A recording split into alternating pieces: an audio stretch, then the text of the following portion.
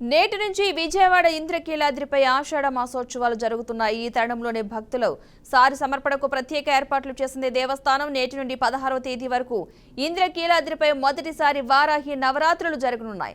వచ్చే నెల 19వ తేదీ నుంచి 3 రోజుల పాటు ఇంద్రకీలాద్రిపై శాకంబరీదేవి ఉత్సవాలు నిర్వహిస్తున్నట్లు ఈవో తెలిపారు. ఇంద్రకీలాద్రిపై మొట్టమొదటిసారిగా వారాహి ఉత్సవాలు నిర్వహిస్తున్నామని, ఈ ఉత్సవాలు 15వ తేదీ వరకు జరుగుతాయని చెప్పారు.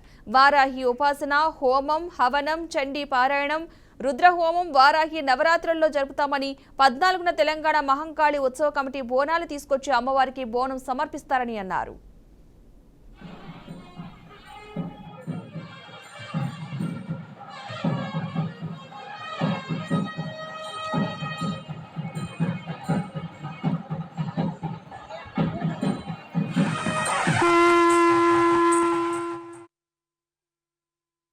కరుణా దయార్ద్ర కలిగినటువంటి దుర్గా అమ్మవారికి ఈ ఆషాఢ మాసంలో వారాహి నవరాత్రోత్సవ మాసం.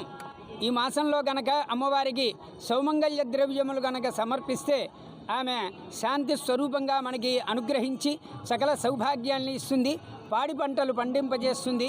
అందున ఈ సంవత్సరం నుంచి వారాహి నవరాత్రోత్సవాలు కూడా దేవస్థానం ప్రారంభం చేస్తున్నది.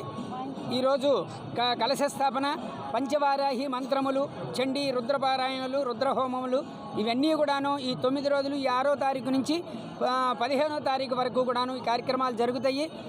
తర్వాత శాకంబరీ ఉత్సవాలు ఇవన్నీ కూడాను అందులో యతీశ్వరులు అందరూ కూడాను ఈ మాసంలోనే చాతుర్మాస్య దీక్ష తీసి లోక కళ్యాణం చేస్తూ ఉంటారు. అటువంటి యొక్క విశేషమైనటువంటి ఈ మాసంలో అమ్మవారిని కనుక దర్శనం చేసుకుంటే అందరికీ కూడాను ఆయురారోగ్య ఐశ్వర్యాలు సకల సౌభాగ్యాలు సిద్ధిస్తాయి.